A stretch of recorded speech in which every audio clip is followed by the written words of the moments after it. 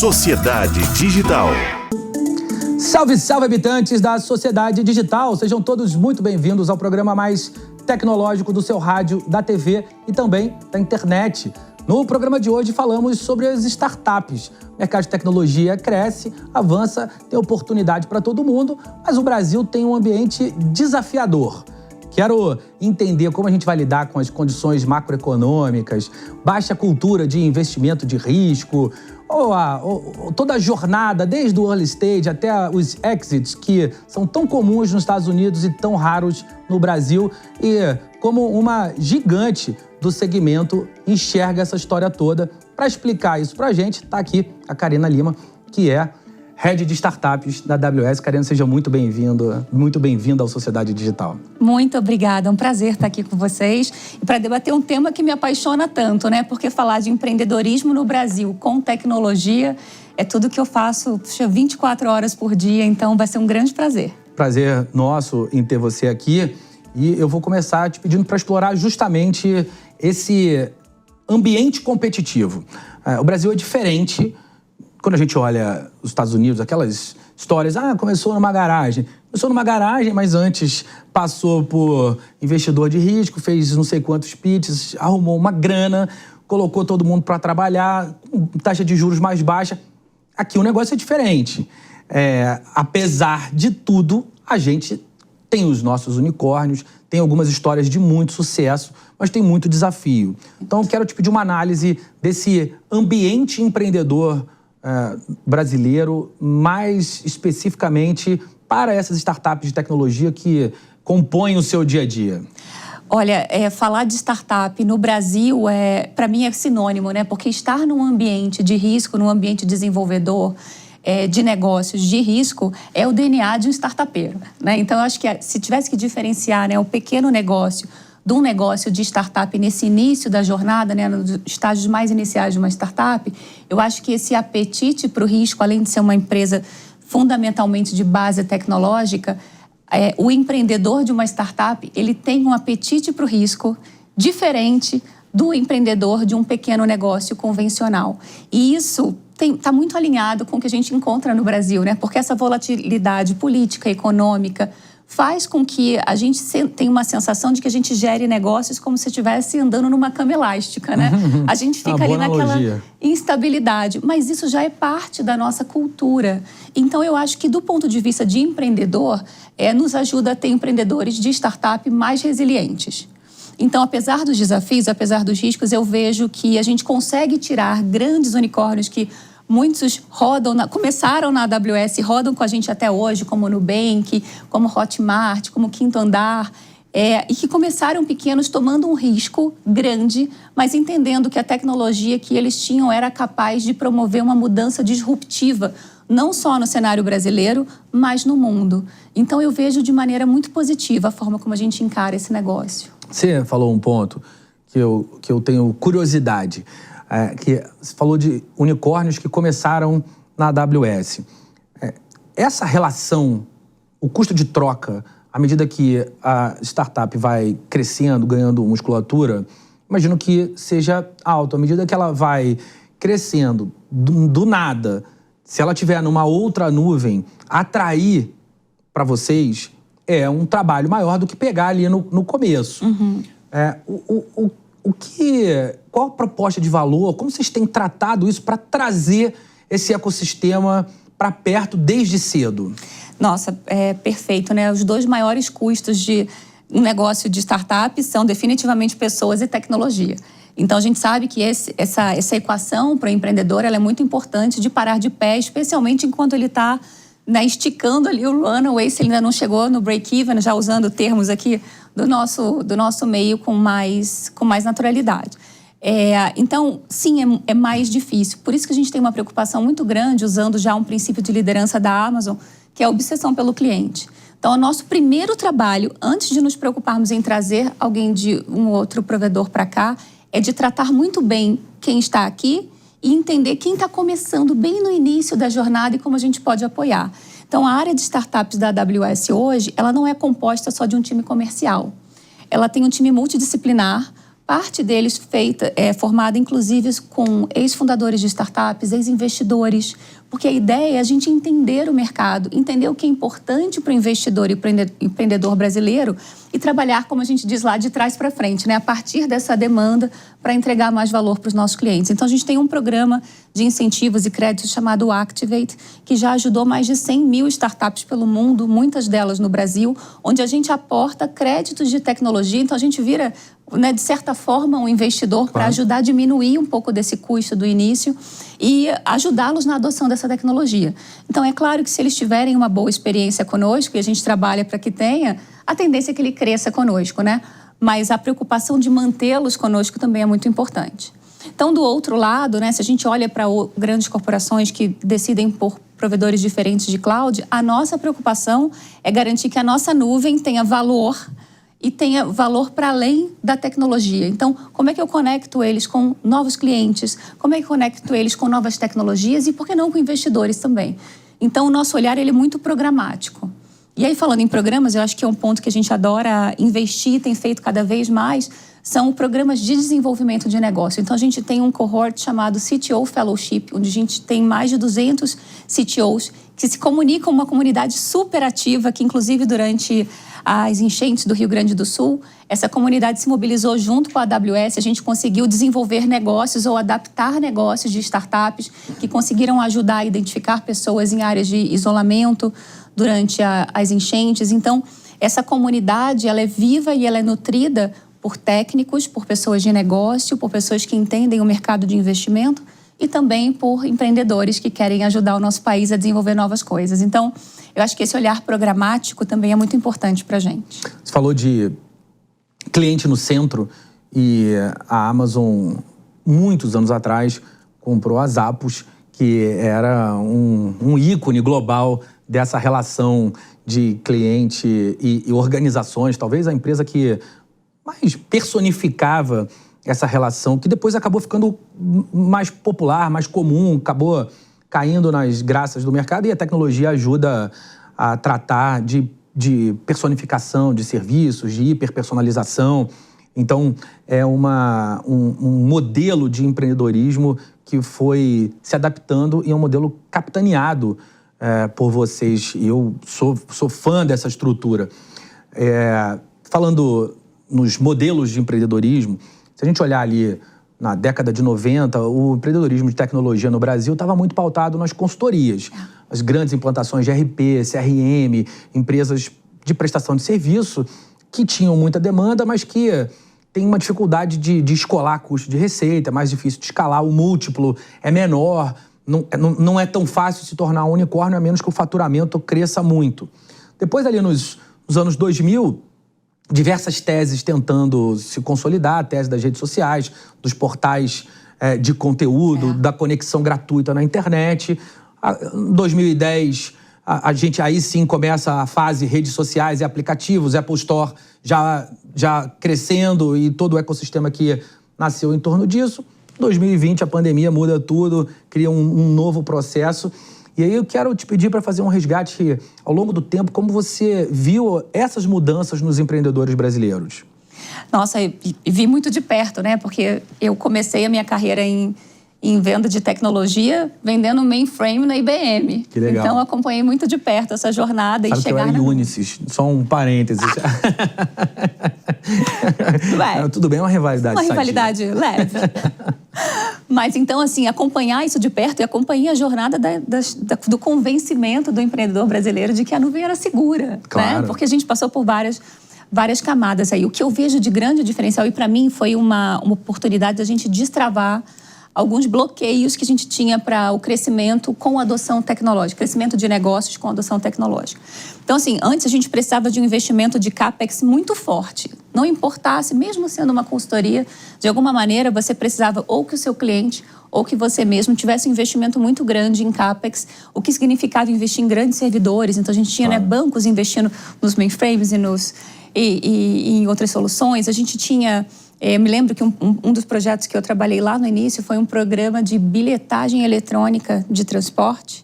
A gente começando a fazer, né, trocar lá o dinheirinho pelos cartões nos ônibus. o quanto que isso demandava de capacidade tecnológica para a tecnologia da época, claro, né? Claro. Espaço físico, enfim, uma série de questões para uma capacidade computacional comparada de hoje, né, infinitamente inferior. E o quanto que isso foi evoluindo com o tempo.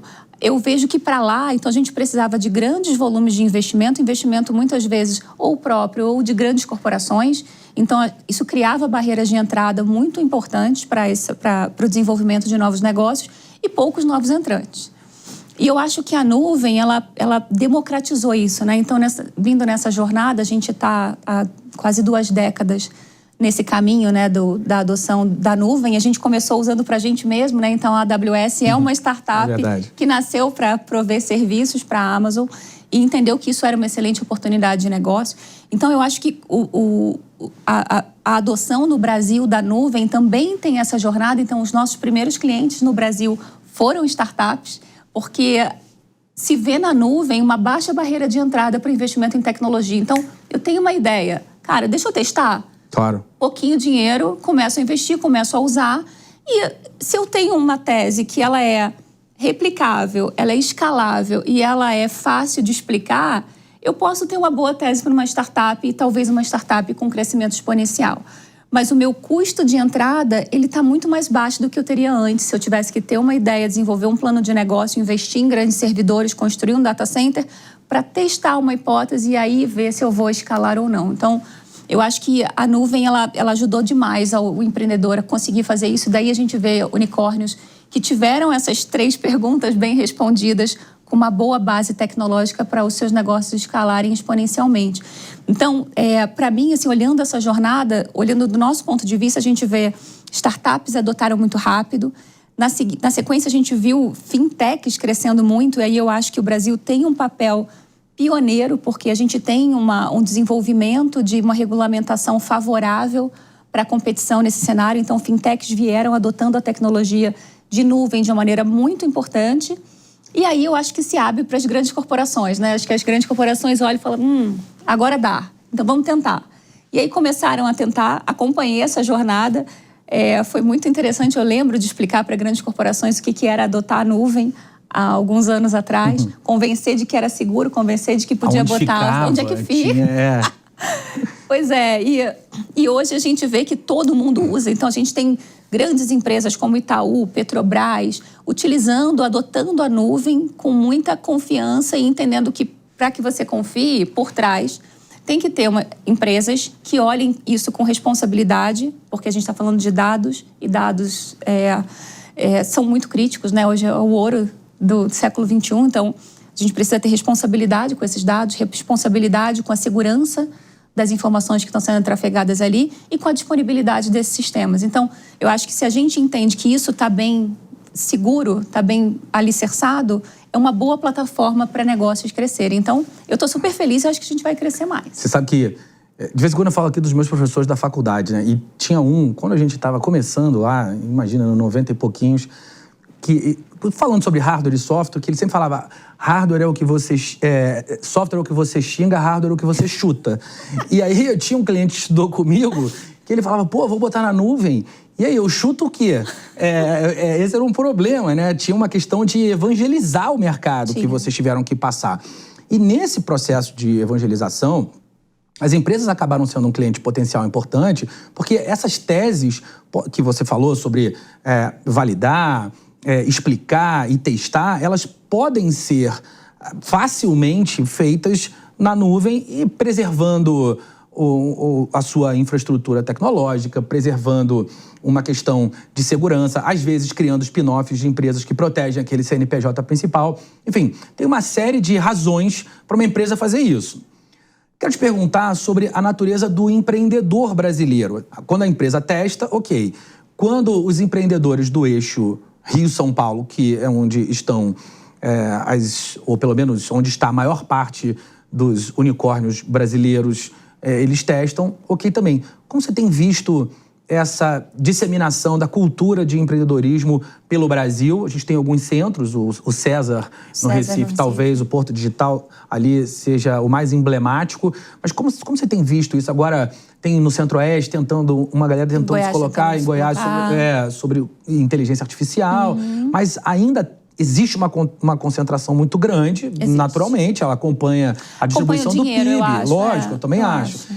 Mas eu vejo, por sorte, do próprio país, Big Techs ajudando um pouco a levar essa história, dando cultura sobre o tema e dando também benefícios, criando programas, fazendo eventos, estimulando as discussões, se aproximando das universidades. O MIT tem um modelo, o modelo das 5 pontas, de governo, academia, grandes empresas, startups e investidores. Criar um ecossistema precisa desses 5 agentes, que a gente sabe que nem sempre estão reunidos fisicamente no mesmo lugar.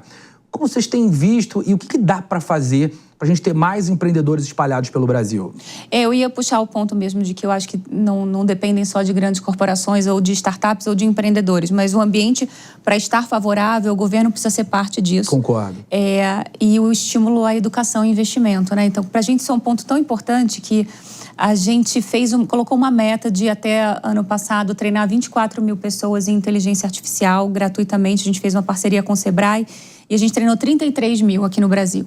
E por quê? Porque também sem mão de obra não adianta ter governo, não adianta ter empresa, não adianta ter nada. Então, a gente precisa se preocupar em ter mão de obra qualificada para lidar com essas novas demandas que a tecnologia está trazendo para os negócios. Então, eu vejo um mercado empreendedor que sim está concentrado e eu acho que existia uma mentalidade do empreendedor de follow the money mesmo, tinha que seguir o dinheiro, então os investidores estão ali que eu preciso estar. Mas se você for olhar, a natureza desses empreendedores não é necessariamente desse eixo Rio-São Paulo. Então, as pessoas realmente migravam para onde o investidor estava e se entende esse comportamento. Então, eu acho que dos dois lados, hoje, os investidores também têm olhado para outros polos muito motivados pelos centros de excelência acadêmica em torno da IA. Então, eu acho que a inteligência artificial está nos ajudando a buscar polos fora do eixo Rio-São Paulo. Então, a gente vê Minas Gerais, ali em Uberlândia, a gente tem um polo super interessante. No sul, né, ali próximo ao Caldeira, a gente também tem um polo interessante acontecendo. Em Goiás, a gente tem visto muita discussão muito boa sobre inteligência artificial, ideias incríveis. E eu acho que existe um papel também do governo e das grandes corporações de entrarem nessa discussão e criar um ambiente favorável para que essa tecnologia que está sendo discutida no meio acadêmico seja, de fato, adotada pela população. Porque se a gente não cobrir esse gap, né, entre o que está sendo desenvolvido de ideias, você vê isso muito lá no MIT, né, e o que, de fato, pode ser adotado pelos potenciais clientes, não tem negócio. Não adianta, não tem negócio. Então, eu acho que essa conversa é uma conversa que ainda está em desenvolvimento. Mas eu vejo, sim, esses polos nascendo e eu acredito isso um pouco à IA e às academias, né, às universidades. E que tecnologias você tem visto, de alguma maneira, ali mexendo o ponteiro? Ou que natureza de negócio? Como essas startups têm se estruturado? Bom, a gente sabe que fintechs, pela natureza, né, da maturidade que a gente tem, o Brasil é uma referência no que se diz respeito a fintechs para o mundo. A gente exporta tecnologia, a gente exporta benchmark, a gente exporta estrutura de negócio. Então, o mundo é muito curioso sobre como a gente trabalha esse ecossistema de finanças no Brasil, tanto para grandes corporações quanto para fintechs, e o quanto que elas se desenvolvem. Queria citar uma que eu sou fã demais, que é a Magi, ou Meg, que transformou, a gente já juntando a IA com startup, né? Eles transformaram o seu WhatsApp num banco. Então, você consegue fazer Pix como se você estivesse numa conversa ali usando linguagem natural. É muito fácil, muito intuitivo. Trata uma demanda do brasileiro, que o Pix, né, foi feito, assim, adotado com perfeição no Brasil. O WhatsApp, a gente é o maior usuário do mundo. Então, os caras olharam aquilo como uma oportunidade de negócio e criaram uma fintech que está indo super bem usando IA. Então, eu vejo que esse tipo de negócio, ele tem se desenvolvido de uma maneira muito estruturada. Então, para mim, fintechs definitivamente. Pela natureza do Brasil, a gente estava falando ainda há pouco, né, por conta do Energy Summit, mas COP30, a gente tem um país que, para a área de clima, energia, agricultura, precisa ser protagonista, ainda não é, mas a gente tem uma oportunidade gigante, sem dúvida, de trabalhar isso. E aí eu estendo um pouco, né? A gente fala muito de Climate Tax. Ano passado a gente criou um programa para Climate Tax, debateu isso no Brasil, debateu globalmente, mas eu acho que a gente precisa expandir isso um pouco, puxando um componente de agricultura, que eu acho que tem muito a ver com o Brasil, energia. Então, colocar isso num chapéu um pouco mais amplo, né, para olhar essas startups. Então, a gente está muito interessado em debater mais essa frente. E, é claro, a inteligência artificial, né? E para a inteligência artificial, eu acho que a gente faz alguns recortes. A gente viu até ano passado uma corrida muito grande pelos grandes modelos de linguagem. A gente percebe uma... Eu não sei se o termo é esse, tá? Mas quase que uma comoditização, porque a cada semana vem um lançamento novo, um modelo que é melhor do que o anterior e tal. Então, a gente inclusive, está preocupado em estar numa camada onde a gente democratiza o acesso. Então, minha preocupação não é só ter o modelo, mas garantir que você possa usar qualquer modelo de acordo com o seu caso de uso, com uma API única, seguro e confiável. Então, nosso posicionamento, inclusive, está mais por aí, trabalhando nessas três camadas de IA, né? De agentes até desenvolvimento ali de chips e modelos. Mas a IA para agentes, eu vejo uma fortaleza grande. A gente tem visto ideias incríveis sendo desenvolvidas no Brasil para agentes de inteligência artificial e os pequenos modelos de linguagem, né? Mais focados, mais desenvolvidos para negócios locais. Então, para mim, esses são 3 pontos que a gente tem visto com muito bons olhos, ideias incríveis, empreendedores assim, sendo realmente disruptivos nas ideias, daquela que você pensa assim, cara, como é que eu não tive essa ideia antes, sabe? Então tem sido muito legal. Sabe, você falou dos Small Language Models e é interessante você falar sobre isso. Essa é talvez uma das tecnologias ou das abordagens que, na minha opinião, tem maior potencial de ajustar o uso da tecnologia para essa próxima onda. Os LLMs são, de fato, incríveis, mas nem sempre você precisa de todos os dados disponíveis do mundo para resolver um problema que é corporativo ou que você quer fazer offline. Então, você tem ali alguns recursos que os SLMs te entregam que me parece fazer muito sentido estar na lista das 10 Breakthrough Technologies da MIT Technology Review, como das tecnologias que devem mudar o mundo nos próximos anos. E esse é um tema que também tem a ver com as próprias Climate Techs. Você está falando sobre as oportunidades que elas têm aqui no Brasil para falar de agro e para falar de energia. E isso tem muito a ver com esse tema de sustentabilidade. Só que, muitas vezes, sustentabilidade é o fim, é o negócio mesmo da empresa. E as Climate Techs, muitas delas, têm isso como base. Mas, por outro lado, esse tema, sustentabilidade, não está endereçado em muitas startups. Como você tem visto essa questão nas empresas que estão escalando? A gente falar de inteligência artificial, que a gente sabe que requer uma grande capacidade computacional, e falar de energia chega a doer, né? Porque a gente sabe que realmente é um grande desafio, inclusive para o desenvolvimento da tecnologia. Então, para a tecnologia se desenvolver mais, é necessário mais capacidade computacional, ou se desenvolver tecnologias que demandem menos capacidade computacional, portanto, energia.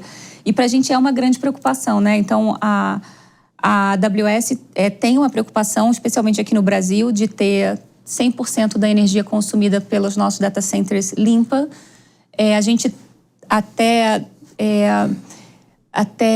ano passado desenvolvemos um projeto até aqui em São Paulo, queria te contar isso porque fala de uma startup latino-americana, Quilimo, para trabalhar com produtores, com agricultores que estão na margem do rio Tietê, que a gente sabe que demanda água, né, para trabalhar com a renovação da água dessas populações ribeirinhas ali do rio Tietê, para ajudar na produção agrícola mais sustentável, mais limpa, renovando a água dali. Então, uma startup muito, muito bacana que a gente conheceu.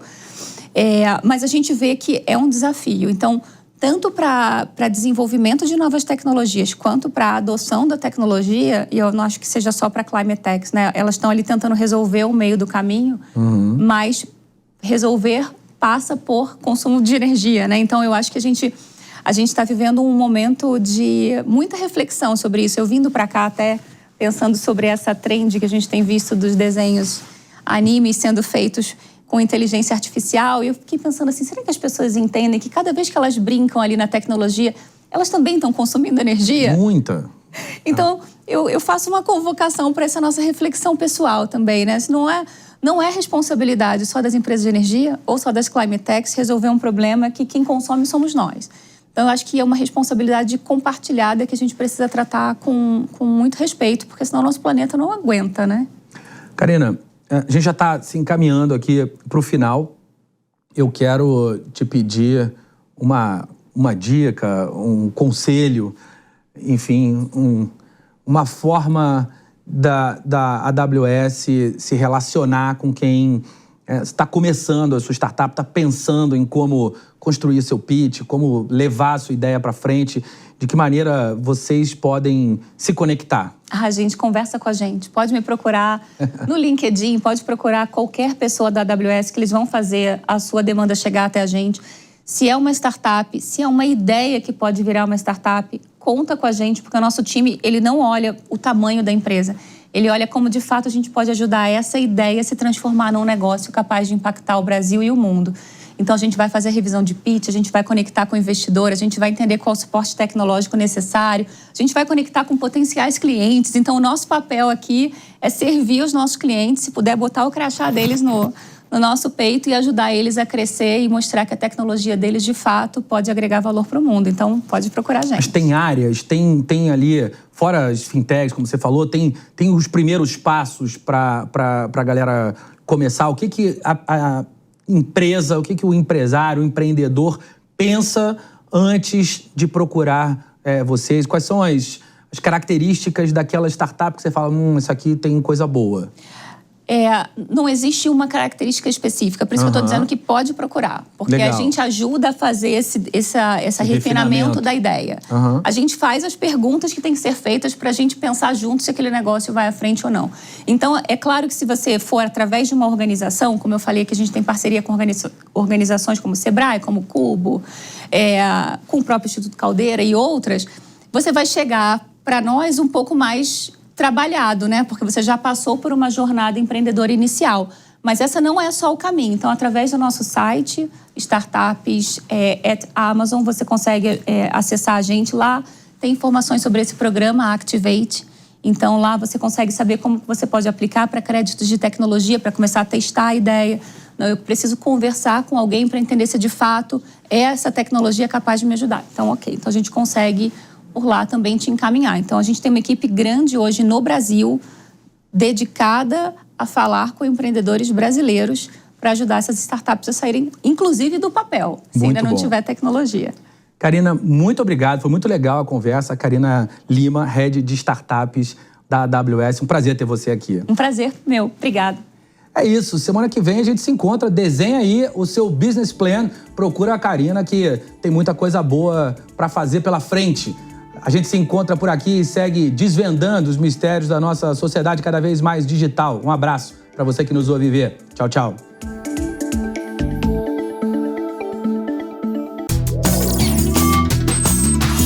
Sociedade Digital. A opinião dos nossos comentaristas não reflete necessariamente a opinião do Grupo Jovem Pan de Comunicação. Realização Jovem Pan News.